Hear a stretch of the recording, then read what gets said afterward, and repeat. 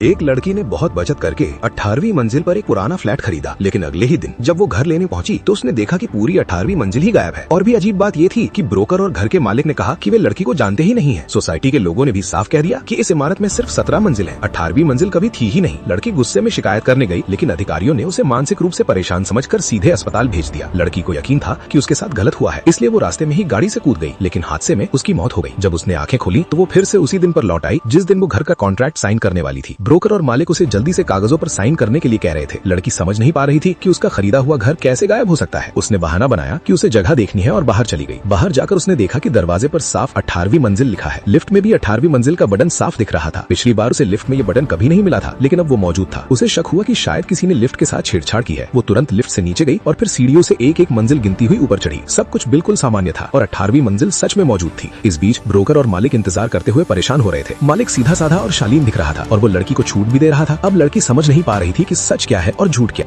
Next part के लिए इस वीडियो पे 100 लाइक्स करें।